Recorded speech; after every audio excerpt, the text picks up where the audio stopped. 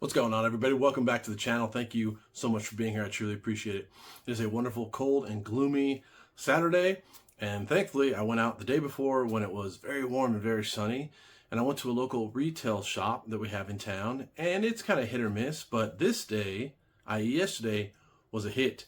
So I was going through everything. In the very, very back, he had one of those old little from the 80s, the boxes with the laminate on it that looks like hardwood kind of a thing. We all know what we're talking about here. And I knew, man, that's from the 80s. It's got to have something in it. And sure enough, it did. Let me show you what it had in it.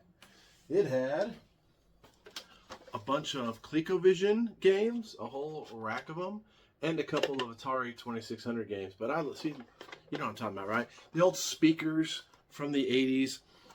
Some of your dining room / living room walls were covered in stuff that looked like this. You don't see the eye patterns, but anyway, so I'm very excited because I got these for dirt cheap because, shocking, they weren't selling. Okay, well, let's be honest, he didn't have them in the best spot to sell. I just have a keen eye and I look and look and look everywhere, but he gave me a great deal. I picked those up. I'm very excited. I also found a copy of New Swords and Serpents for the Intellivision. This thing is complete with the manual, with the controller inlays. I'm very happy about that. I think I got that for like $3. So we're going to go through these games.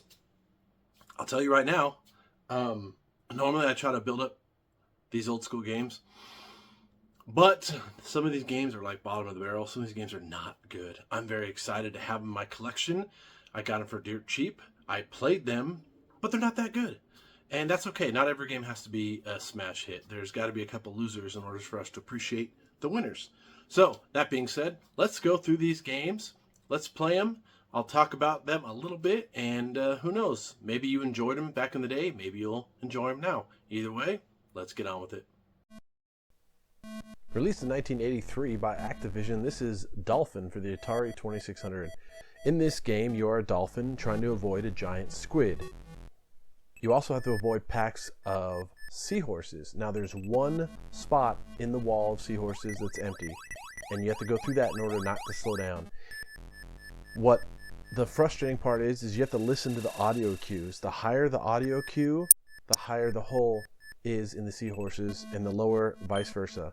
If you can jump up and hit a seagull, you're invincible for a few seconds, and you can touch the squid and make it go away. Now there are some fun games out there. This game isn't one of them. It is very boring.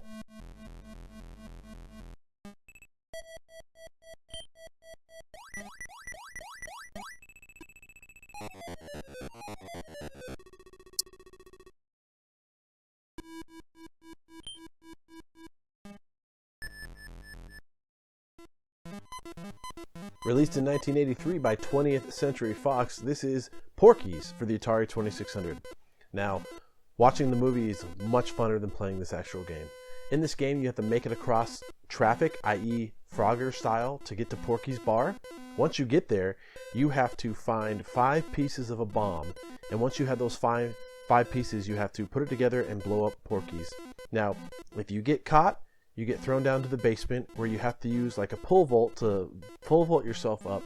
It is so convoluted and very frustrating, and the controls pretty much suck. This is another game that I do not like. It is not a fun game. Take it from me, not worth the time.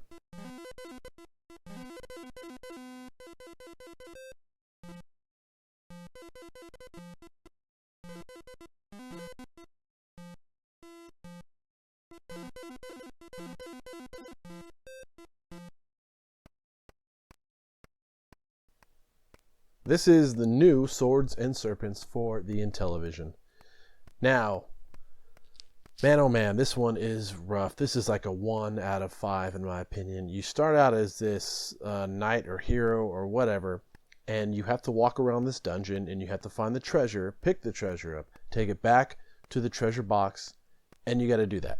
There are these little like ghostly phantoms that go through the walls and come at you, and literally as long as you are facing their direction, you will kill them. The most annoying thing about this game is that every step you take, there's a sound effect, and it gets very irritating. If you have a lot of time and patience, this is the game for you. So it's not the game for me.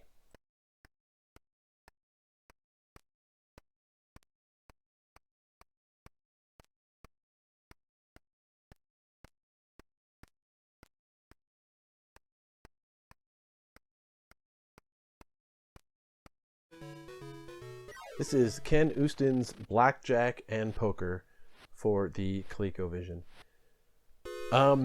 That's about all I can really say about it. It's literally blackjack and poker on the Colecovision. It's pretty dang boring. The controls are a bit annoying. Yeah, just avoid this one at all costs.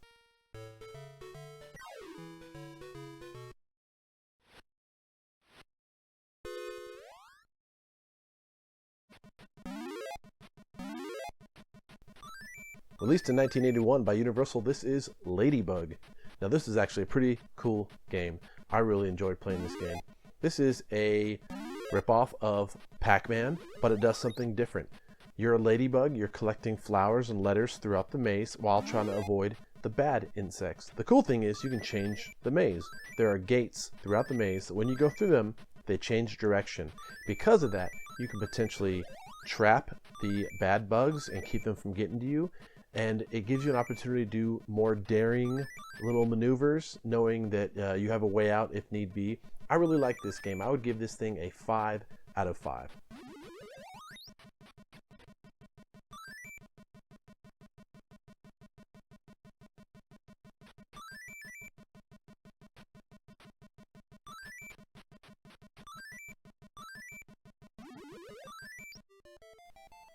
Released in 1982 by Universal, this is Mr. Do. And this was another fun game, a game that I remember vaguely playing back in the day, but I enjoyed it much more now. You are a miner. You're actually a circus clown, which is odd, but what you do is you go digging through tunnels and you're trying to get the cherries. Now the cherries are in groups, and as long as you get the group without pausing, you get a bonus.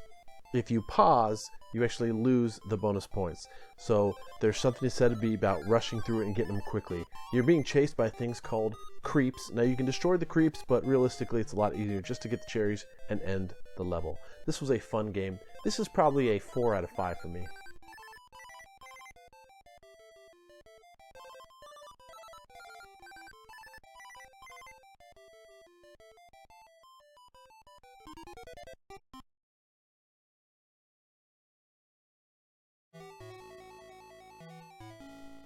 Released in 1983 by Konami, this is Rock and Rope.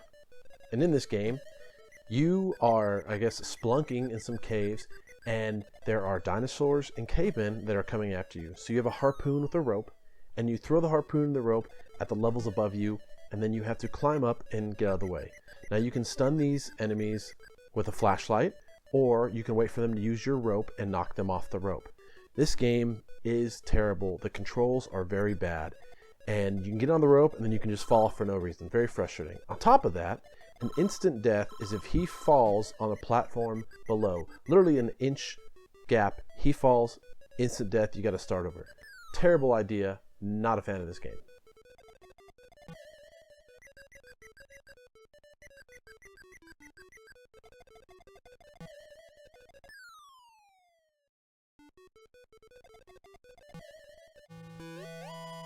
Released in 1983 by Coleco, this is Space Fury. Now you're probably thinking, Retro Ben, this looks exactly like Asteroids, and it does. But there's two things that set it apart from Asteroids. The first is that instead of the big rocks being broken up into tiny little rocks, this one, tiny enemies come together, and when 4 come together, they create a bigger enemy.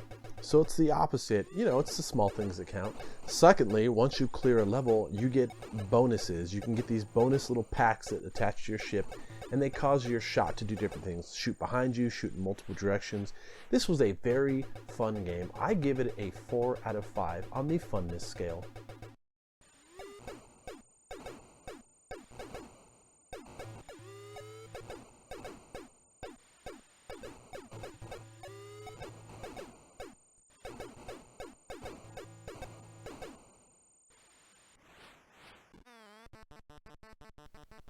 Released in 1980 by Universal, this is Space Panic.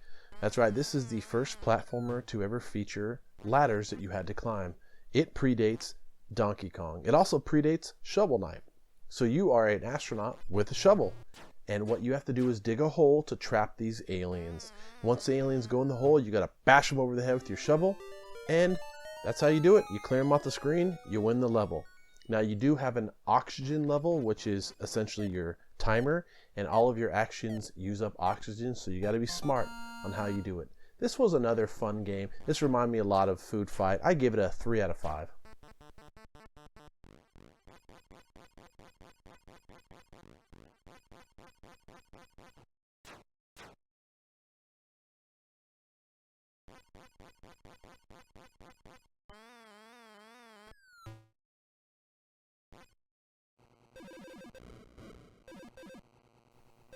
Released in 1982 by Konami, this is Time Pilots.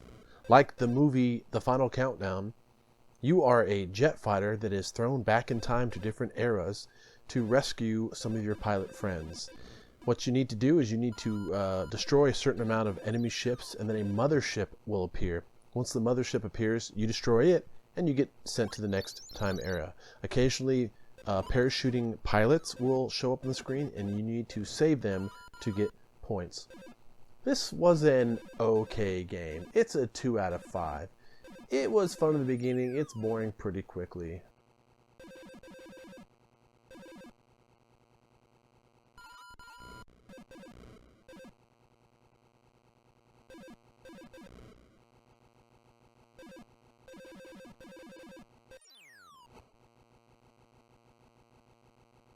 So there you go. There is my newfound collection of some Colecovision and some Atari and an Intellivision game. What do you guys think? Did you play these games as a kid? Would you play these now? Some of them I totally would play now. Some of them are still pretty dang cool. Others, it is peak 80s. There's nothing else better, and that's all we had type of game, you know, where you're like, oh, I'm just pushing in one direction and the sprites, and you know, we all have those games where you're like, man, you look at them nowadays, you're like, these games suck. But they didn't suck back then because that's all we knew. Let me know what you guys think. Some of you may think that these are not the bottom rung of the video game ladder, and you may disagree with me, which is fine. That's what makes this country so good, is we're allowed to have differing opinions. Let me know in the comments if you guys like these video games, if I am wrong and I should give them another try, or if I should just, you know, retire from judging games altogether. Either way, I'll read them and I'll be happy. Take some time to play a video game this week. It doesn't have to be any of these. Why the heck not? Some of these are pretty good games. As always, be good people, be good to those around you, and keep on gaming.